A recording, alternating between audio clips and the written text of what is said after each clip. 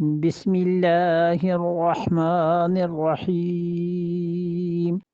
وإذ قلتم يا موسى لن نصبر على طعام واحد فادع لنا ربك يخرج لنا مما تنبت الأرض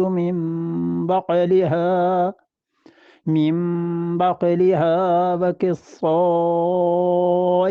وفومها وعدسها وبصلها قال أتستبدلون الذي هو أدنى بالذي هو خير اهبطوا مصرا فإن لكم ما سألتم وضربت عليهم الذلة والمسكنة وباءوا بغضب من الله ذلك بأنهم كانوا يكفرون بآيات الله ويقتلون النبيين بغير الحق ذلك بما عصوا وكانوا يعتدون وَإِذْ قُلْتُمْ، اور جب یہ دوسرا عذاب اب یہاں سے شروع ہوا، اور جب تم نے کہا یا موسیٰ، اے موسیٰ، لن نصبر،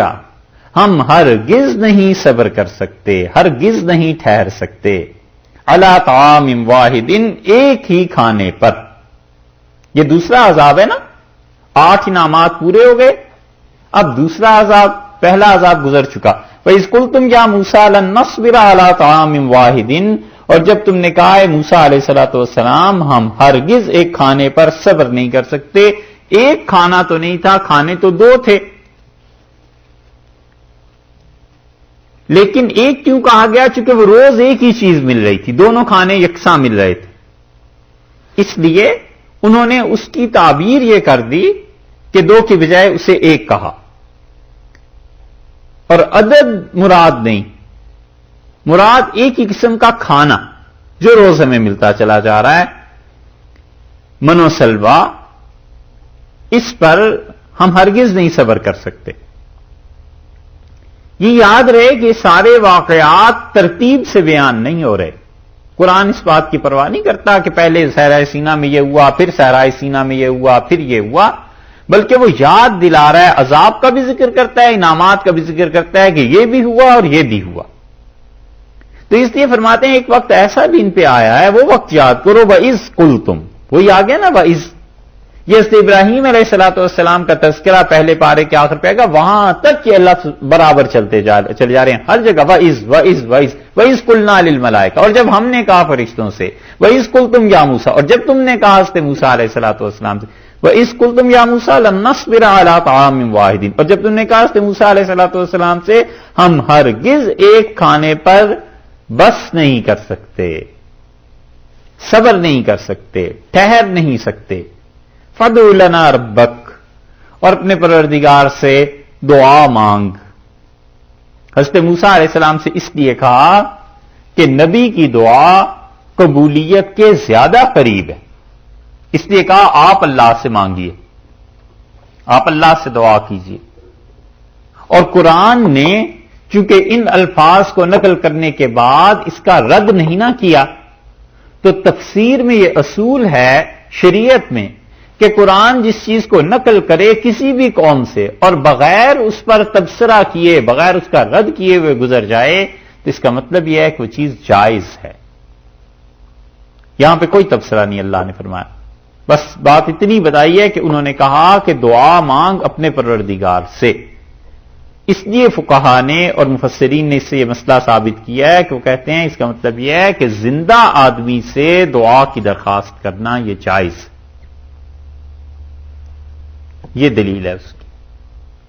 ہم ایک دوسرے سے کہتے ہی ہیں دعا کے لیے، یہ وہ جائز صورت، اس کی دلیل یہاں سے بھی انہوں نے لی ہے، اور حدیث میں تو بے پناہ جگہ آیا ہے، حتیٰ کہ حضرت عمر رضی اللہ عنہ جب عمرے پر جا رہے تھے 9 ہجری میں، تو رسول اللہ صلی اللہ علیہ وسلم نے فرمایا یا اخیہ، میرے چھوٹے بھائی، میرے بھیا، مجھے دعاؤں میں بھول نہ جانا۔ تو حضرت عمر رضی اللہ عنہ کہتے تھے رسول اللہ صلی اللہ علیہ وسلم نے جب مجھے یہ کہا نا یا اخیہ، میرے بھیا، میرے چھوٹے بھائی، لو کانت بحد دنیا، پوری دنیا مل جاتی مجھے تو اتنی خوشی نہ ہوتی جتنے ان کے اس لفظ سے خوشی ہوئی کہ مجھ سے یہ بات ارشاد فرمائی تھی. تو دعا کی درخواست زندہ سے کرنا، اس کا ثبوت جواز یہاں سے بھی لیا گیا. مما تنبت الارض، انہوں نے کہا کہ اللہ سے دعا کیجئے وہ کھانے کو ملیں، وہ چیزیں جو زمین اگاتی ہے. تھے تو یہ سارے زراعت سے تعلق رکھتے تھے. مصر میں زرعی زمینیں تھیں، غلامی کا بھی بڑا طویل عرصہ دیکھا تھا.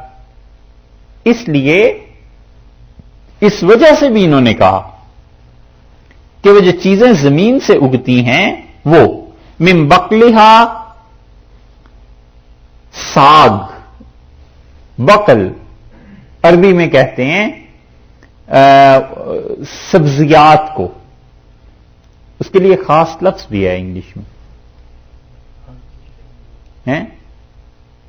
جو سبزیاں ہوتی ہیں، جو گرین چیزیں، جو سلاد ہوتا ہے کھانے کا، ویجیٹیبلز تو اس کا لفظی ترجمہ ہو گیا نا. اچھا یاد آیا تو بتاؤں. من بقلہا، انہوں نے کہا زمین سے جو سبز چیزیں اگتی ہیں اس کے متعلق. اچھا یہ ہا کی ضمیر آپ نے دیکھی ہے؟ یہ آپ کو سمجھ تو آ رہا ہے جو ہم بیان کر رہے ہیں؟ یہ ایک ایک لفظ، ایک ایک جملے کو اسی لیے کہہ رہے ہیں کہ یہ آپ سیکھیے اس کو. من بقلہا، ہا کی ضمیر کدھر لوٹ رہی ہے؟ مما تنبت الارض، جو چیز اگاتی ہے زمین، من بقلہا، اس زمین کی سبزی سے. ہا کی ضمیر جو ہے نا اس کا مرجع یہ ہوگا کہ اس زمین سے جو سبزی اگتی ہے وہ. وقصائہا، اور قصائہا اس کی یعنی زمین کی ککڑیاں. ککڑی سمجھتے ہیں؟ تریں، کھیرے، کوکمبر، اس سے بھی بڑی چیز ہوتی ہے سیلری، ہر مہینے جو ملتی ہے. ٹھیک ہے، تریں، کھیرے، اس قسم کی چیزیں. حدیث میں آیا ہے نا کہ رسول اللہ صلی اللہ علیہ وسلم کو یہ کھیرے پسند تھے، تریں پسند تھی، وہ یہی چیز ہے. کدو کی بھی روایت ہے نا. ہاں تو لوگوں نے صرف کدو ہی کی روایت سنی ہے، یہ روایت شاید نہیں سنی. حدیث میں یہ بھی آیا ہے کہ رسول اللہ صلی اللہ علیہ وسلم کو یہ چیزیں پسند تھیں. اور حدیث میں آیا ہے ایک صحابیہ رضی اللہ عنہ کہتی ہیں ہماری زمین میں کھیرے اور یہ تریں پیدا ہوئیں تو میری ماں نے مجھے بھیجا رسول اللہ صلی اللہ علیہ وسلم کی خدمت میں، اور میں ایک چنگیر میں، چنگیر سمجھتے ہیں جی؟ ڈلیا، ڈلیا بھی نہیں سمجھتے کیا؟ وہ ایک، چلیے جو بھی ہے، حدیث میں آیا میں اس میں رکھ کر رسول اللہ صلی اللہ علیہ وسلم کے پاس لے گئی، اور نبی کریم صلی اللہ علیہ وسلم بڑے خوش ہوئے. میری والدہ نے جو ہدیہ بھیجا اس سے بڑے خوش ہوئے، اور جب میں چلنے لگی تو آپ نے مجھے وہ سونے سے بھر کے دی. یہ تھی سخاوت کہ وہ لائی کیا تھی اور واپس رسول اللہ صلی اللہ علیہ وسلم نے سونے سے بھر کے دیا. فرمایا وقصائہا، اور ساگ اور ککڑی، وفومہا، اور گیہوں. فوم کے دو ترجمے کیے گئے. ایک تو فوم کا ترجمہ اس پہ عبداللہ ابن مسعود رضی اللہ عنہ کی روایت میں آیا ہے سوم، اور سوم سے مطلب تھوم، لہسن. ٹھیک. اور ایک ترجمہ یہ کیا گیا ہے فوم گندم، گیہوں. تو ارشاد فرمایا کہ انہوں نے کہا کہ وقصائہا وفومہا، ہمیں زمین سے جو چیزیں کھانے کے لیے ملنی چاہیے، نمبر 1 سبزیاں، نمبر 2 کھیرے یا تریں، نمبر 3 گیہوں یا لہسن، وعدسہا، اور مسور کی دال، وبصلہا، اور اس کا پیاز.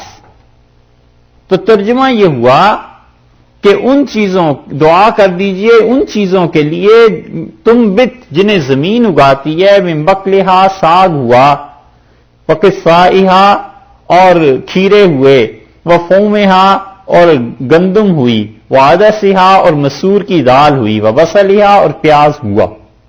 یہ ہوا جو ہم اضافہ کر رہے ہیں یہ اس وجہ سے کہ ضمیر بار بار ادھر لوٹ رہی ہے، زمین کی طرف اس کی ضمیر لوٹ رہی ہے کہ اس سے تو ان کا ان چیزوں کے لیے آپ اللہ سے دعا کیجئے۔ اور یہ چیز بائبل میں بھی آئی ہے۔ بائبل میں البتہ یہ آیا ہے کہ وہ روتے ہوئے حضرت موسیٰ علیہ الصلوۃ والسلام کے پاس آئے اور بیچارے چیخ رہے تھے، رو رہے تھے اور کہنے لگے کہ اب وہ کون ہے جو ہمیں گوشت کھانے کو دے گا، اور مچھلیاں کہاں سے ملیں گی، اور مفت ہم مصر میں کھاتے تھے، اور کھیرے کہاں سے ملیں گے، اور خربوزے کہاں سے ملیں گے، اور وہ پیاز اور وہ لہسن، اور ہم تو مر جائیں گے اور ہماری آنکھوں کے سامنے کچھ نظر نہیں آتا۔ تو حضرت موسیٰ علیہ الصلوۃ والسلام نے اللہ سے دعا مانگی۔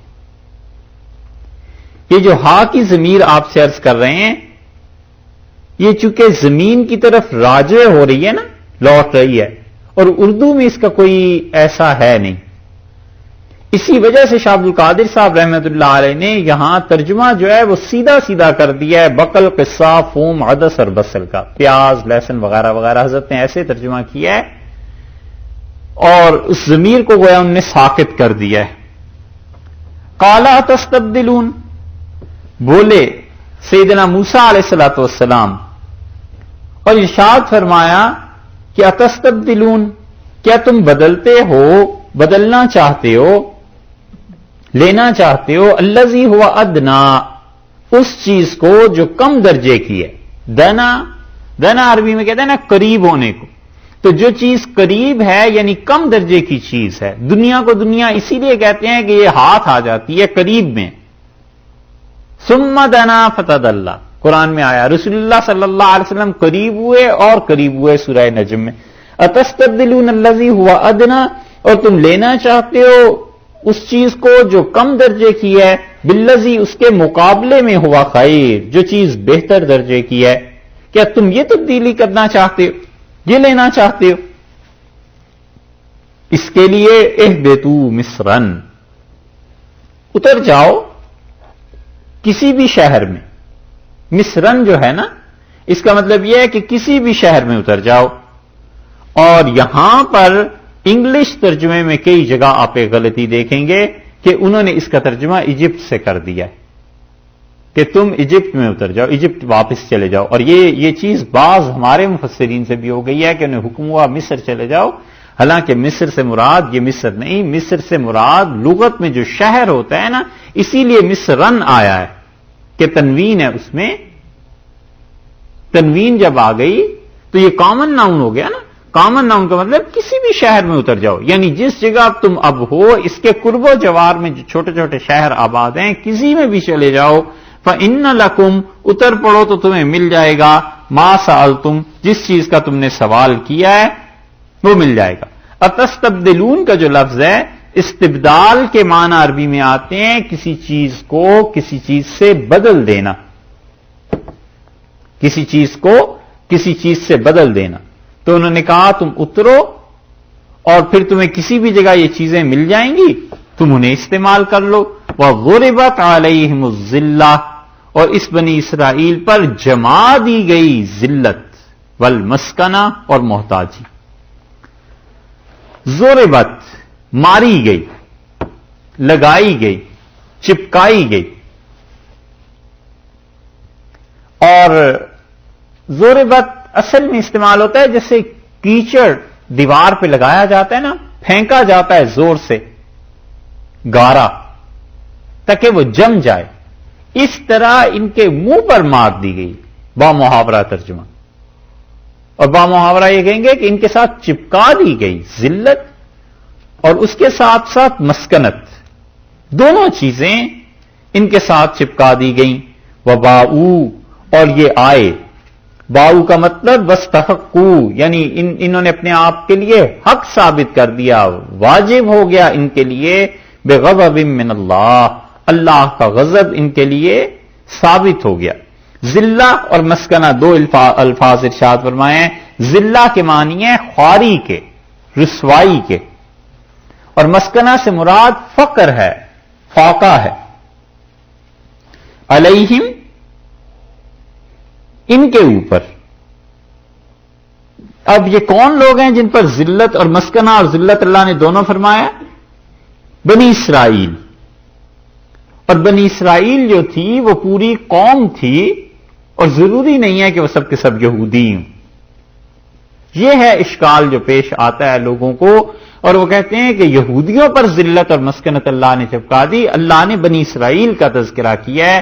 اور وہ اصول کی بات جو پہلے آپ سے عرض کی تھی کہ بنی اسرائیل اور یہودیوں میں فرق ہے، اگر اس فرق کو آپ پیش نظر رکھیں گے قرآن پاک کی یہ آیات حل ہوتی چلی جائیں گی۔ اس لیے یہاں پر واضح کر دیا ہے کہ جو ذلت اور جو چیزیں تھیں وہ بنی اسرائیل ایک متعین قوم تھی، اس کے ساتھ ہوا ہے ذلت اور مسکنت۔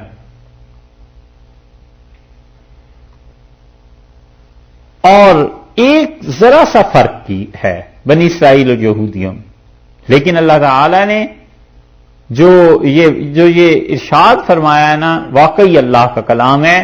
اتنی باریکی نبی کریم صلی اللہ علیہ وسلم کے ساتھ نہیں تھی، انہوں نے تو کہیں تعلیم حاصل نہیں کی تھی، وہ تو اللہ نے تعلیم دی تھی۔ یہ خود حضرت صلی اللہ علیہ وسلم کے نبی ہونے کی دلیل ہے، اور ان کے لیے وحی کی دلیل ہے کہ ایسے ایسے باریک فرق یہاں آئے۔ تو ارشاد فرمایا اللہ تعالی نے کہ دیکھو ذلت اور مسکنت لگا دی، اور وہ باؤ بغضب من اللہ، اللہ کا غضب ان پہ ہوا اپنے ہی جیسے لوگوں کے ہاتھوں۔ اسی لیے آپ دیکھیں کہ سبق سیکھنے کی بات ہے کہ جب کوئی آدمی مصیبتوں پر صبر نہ کرے، انہوں نے صبر نہیں کیا، انہوں نے کہا لن نصبر علی طعام واحد، ایک ہی طرح کا کھانا ہم صبر نہیں کر سکتے۔ حالانکہ وہ مصیبت بھی نہیں تھی، وہ تو شکر کی بات تھی کہ بغیر کسی محنت کے کھانا مل رہا ہے، اللہ کا شکر ادا کرو، اللہ کی عبادت کرو۔ تو جو مصیبت پہ صبر نہ کرے اور اللہ کا انعام جب ہو تو اس پر شکر نہ کرے، اس کے لیے بڑی عبرت ہے اس میں کہ اللہ کی ان باتوں پہ جو راضی نہیں رہتا نا، پھر یوں ذلت اور مسکنت چپک جاتی ہے، چپک جاتی ہے اس کے ساتھ۔ اللہ نے فرمایا ہے ذالک بانہم، اور یہ سب اس لیے ہوا کہ کانوا یکفرون بآیات اللہ، وہ اللہ کی نشانیوں سے انکار کرتے تھے۔ یکفرون استعمال فرمایا، یعنی مطلب یہ کہ منکر ہو گئے تھے۔ ذالکہ، یہ جو خدا کا غضب ان پہ نازل ہوا، اس کا سبب یہ تھا کہ اللہ کی نشانیاں، معجزات آئے، اس کا انکار، خدا کی کتاب، اس کا انکار، طور پہ چلے گئے، آواز آئی، اس کا انکار، حضرت موسیٰ علیہ السلام کی زبان، اس کا انکار۔ یکفرون بآیات اللہ، مسلسل اللہ کی نافرمانیوں سے پہ جمے رہے اور آیات کا انکار کرتے رہے۔ وَيَقْتُلُونَ النَّبِيِّينَ بِغَيْرِ الْحَقِّ، اور بغیر حق کے، بغیر وجہ کے ناحق قتل کر دیتے تھے انبیاء علیہ السلام کو۔ یہ ہے وہ دوسرا سیاہ ان کا کارنامہ ان بنی اسرائیل کا، جس کا اللہ نے ذکر کیا ہے۔ ارشاد فرمایا بغیر الحق۔ ایک تو لفظ آیا ہے کانو، اور کانا عربی میں بالعموم ماضی میں جب داخل ہو تھا کے معنی میں، تو وہاں پر وہ فائدہ دیتا ہے دوام کا، کانٹینیوسلی، استمرار کا، کہ مسلسل یہ ہوتا رہا۔ تو کانو یکفرون بآیات اللہ، وہ مسلسل اللہ کی آیات سے انکار کرتے رہے۔ وَيَقْتُلُونَ النَّبِيِّينَ، اور مسلسل قتل کرتے رہے انبیاء علیہ السلام کو بغیر الحق، بغیر کسی وجہ کے۔ سوال یہ پیدا ہوتا ہے کہ کیا کوئی وجہ بھی ہے کسی نبی کو قتل کرنے کی؟ اللہ نے جو فرمایا بغیر الحق کہ بغیر وجہ کے قتل کرتے رہے، تو کیا کوئی وجہ بنتی ہے کہ کسی وجہ سے نبی علیہ السلام کو بھی قتل کر دیا جائے؟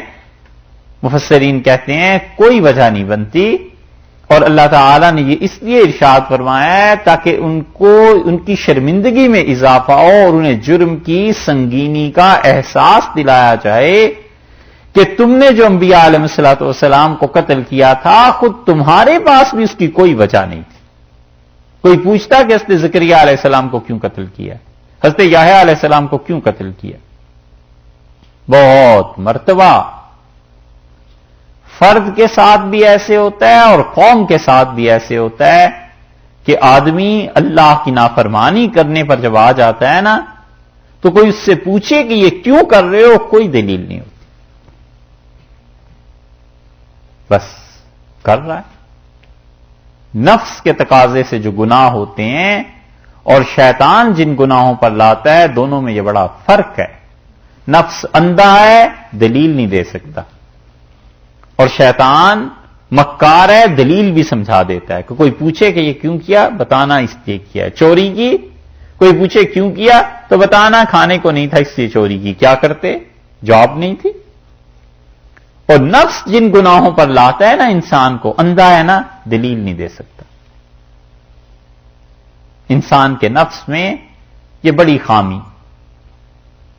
اور اسی طرح حقوق العباد میں خاص طور پہ علیہ باللہ جو لوگ دوسروں کا حق مارتے ہیں نا، کوئی دلیل نہیں ہوتی. زمین پہ کسی کی قبضہ کر لیا گاؤں میں، اب اسے کہ کس وجہ سے آخر یہ زمین کسی کی ہے، فلاں کی ہے، یہ کاغذات ہیں، یہ سب چیزیں آپ نے کیوں قبضہ کر لیا؟ کوئی دلیل.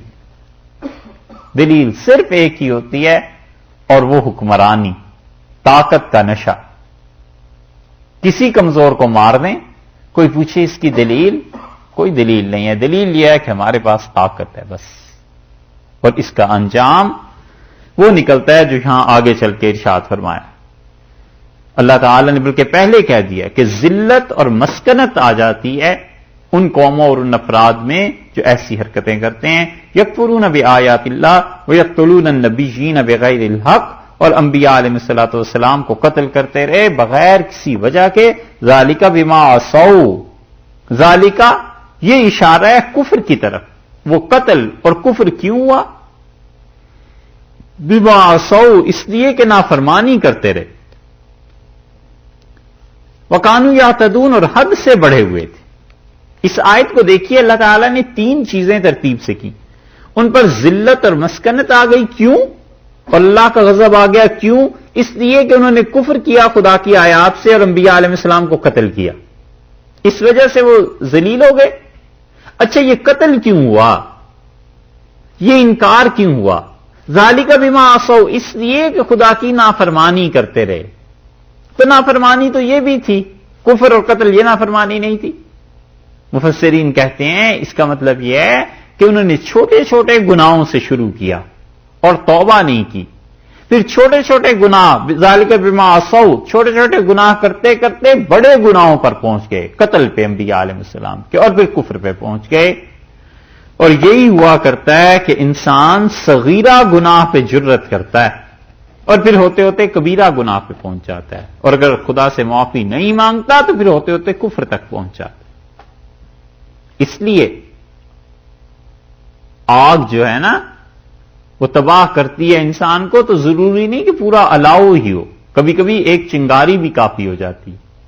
تو چھوٹے گناہ، پھر بڑے گناہ، پھر اس کے بعد کفر آ گیا. اسی لیے 2 مرتبہ ذالک بانہم، ذالک بما عصوا، اس لیے کہ انہوں نے نافرمانی کی. وکانوا یعتدون، اور حد سے بڑھ جاتے تھے. حد ہوتی ہے کسی چیز کی بھی. قتل تھا، اور حضرت عیسیٰ علیہ الصلوۃ والسلام کو قتل کرنا، تیسرے نبی تھے نا، تو انہوں نے تو اپنے زوم میں قتل کر دیا. وہ تو اللہ نے انہیں اٹھا لیا کیونکہ وہ رسول تھے، اور رسول جو ہوتے ہیں علیہ الصلوۃ والسلام ان کا قتل نہیں ہوا کرتا. رسولوں کو قتل نہیں کر سکتے، انبیاء علیہ الصلوۃ والسلام کا قتل ہوا کرتا.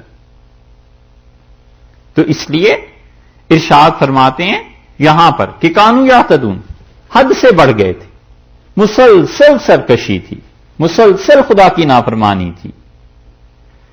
اور اسی سے مفسرین کہتے ہیں کہ کسی بھی گناہ کو ہلکا نہ سمجھے. اور بیضاوی رحمت اللہ علیہ نے بڑی اچھی بات، وہی جس کی تشریح ہم نے آپ سے عرض کر دی، بیضاوی نے اس چیز کو لکھا ہے کہ وہ کہتے ہیں کہ جس طرح چھوٹی چھوٹی نیکیاں بڑی نیکی کی طرف لے جاتی ہیں، اسی طرح چھوٹے چھوٹے گناہ بڑے گناہ کی طرف لے جاتے ہیں. تو چھوٹی چھوٹی نیکیاں بھی کرتا رہے، جہاں نیکی کا موقع ملے کرتا رہے. چھوٹی چھوٹی نیکیاں ہوں گی نا یہ بڑی نیکیوں کی طرف لے جائیں گی. بڑی نیکیاں آ جائیں گی ایمان اور پختہ ہو جائے گا. دونوں طرف یہی قاعدہ ہے. چھوٹے گناہوں سے بھی بچے بڑوں سے بچ جائے گا. چھوٹی چھوٹی نیکیاں کرتا رہے نتیجہ یہ کہ آگے کو بڑی نیکیاں ہو جائیں گی اور ایمان اس کا پختہ ہو جائے گا. یہاں تک ہو گیا تھا.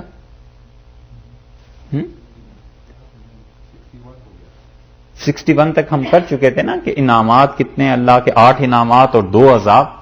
ٹھیک ہے جی ابھی تھوڑی دیر ہے.